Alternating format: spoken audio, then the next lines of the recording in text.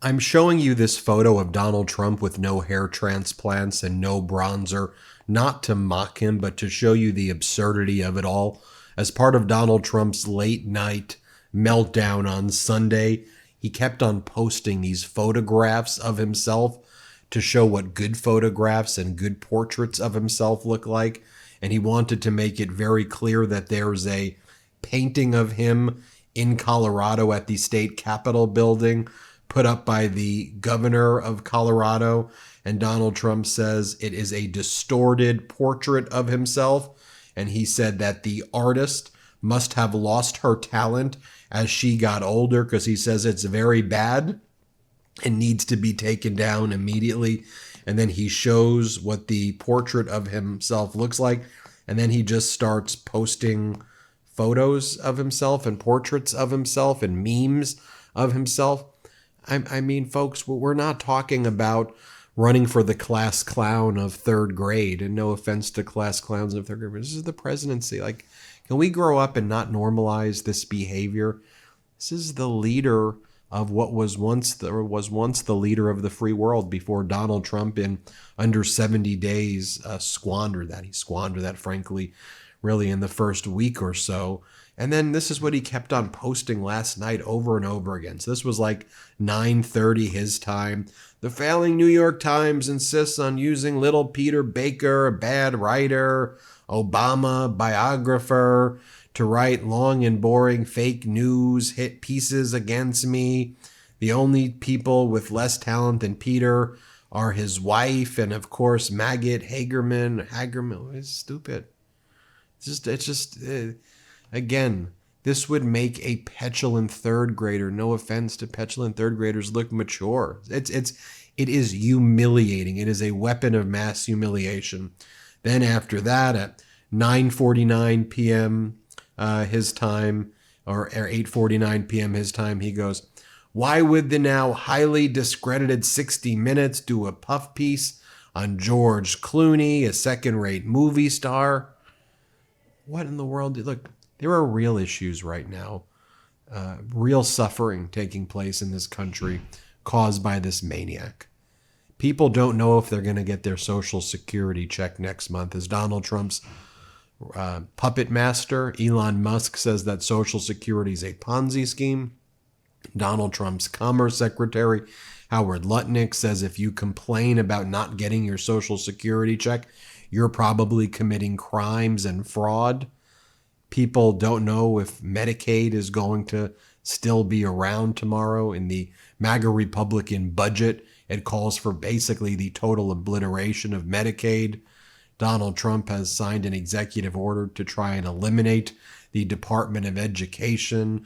Donald Trump has attacked veterans, cut tens of thousands of jobs at the VA, fired veterans, dismantled the federal government. And he's just posting stupid crap like that as well, to me it compounds the cartoonish villainousness of this regime. To our enemies, they're a laughingstock. To our allies, they're just completely horrified by this. And the behavior just continues over and over. In the morning, he posts, "I love $Trump, so cool," the greatest of them all, pumping up his meme coin. And by the way, you can see like a blip in the meme coin went up after he did a kind of like a pump and dump on the meme coin. By the way, the meme coin has utterly crashed. Remember when it was I think in the 70s or the 80s or the 100s? It's now at $11 or $10. Just horrible stuff. I know there's a lot of news about Donald Trump firing government workers and gutting federal agencies. I think this one needs a little bit more attention as well, especially as we look to be headed into a great recession or even potentially a depression and stagflation, crashing low GDP while inflation surges. This was on Friday from Politico. It got some attention, but we got to give it more attention. Bad sign, purge of data experts raises alarm over economic reports. The removal of advisors supporting closely watched monthly releases may mean trouble for agencies that provide vital information on jobs and inflation. So from that Politico report, it mentions how the experts serving on the Bureau of Labor Statistics Technical Advisory Committee, the BLS, were informed this week that they were no longer needed, leaving the BLS without a panel that has long advised the Labor Department how economic changes can impact data collection. So remember during COVID, during the first Trump administration, where Trump would say, if you don't test, then you don't know if there are X amount of cases, right? He was telling on himself, of course, and here he's doing the same thing. You get rid of the experts, get rid of the analysts who tell you, is the GDP up? Is the GDP down? What's going on with inflation? And then you just start making up numbers. I think we kind of saw this even last week when the Trump regime was claiming that the price of eggs had now dropped to $3 a dozen. And they were like, look, it's dropped like 80%. And we're like, we know it's not $3 a dozen. We can see that either eggs are not on the shelves, or in some states it's still $8, $9, $10 a dozen. I'm sure there are places where it's $3, but I think they were referring to the wholesale price in some areas, not the retail price. And they're going to start manipulating all of this data the way they do in authoritarian regimes. And as Trump wants to distract us with all of those weird portraits and pictures that he's posting, it's why I always want to bring it back to Donald Trump said he was going to lower prices on day one. He didn't. He said there would be peace in Ukraine in 24 hours. That didn't happen. He said housing would be more affordable. Housing is less affordable right now. Literally everything he said was a lie. There's nothing about no tax on tips, no tax on Social Security, no tax on overtime. But the oligarchs and the billionaires are getting massive, massive tax cuts. $4.5 trillion tax cuts as Medicaid is being gutted. Just take a look at this. This was from Donald Trump's interview with Laura Ingraham that they've been re-airing these clips. He's asked the most basic question about his son. Like, do you think your son's going to focus on business or tech? Donald Trump can't even answer a question so simple, like, what is your son like? And his response is that Barron can kind of open up a computer, and it's very impressive how he opens up a computer. Here, play this clip. But is Barron's aptitude, in your view, business or politics? Maybe technology. He can look at a computer. I try turning off his car, turn it off. I turn off his laptop. I said, oh, good. And I go back 5 minutes later, he's got his laptop. I said, how'd you do that? None of your business, Dad.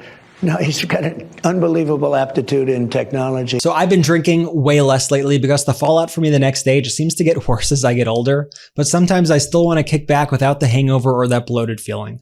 That's why I'm psyched I found out about Sol's out-of-office THC beverages. They've been a great low-calorie, gluten-free alternative, and they don't cause hangovers. You probably heard me rave about their out-of-office gummies, but now they've launched something even better.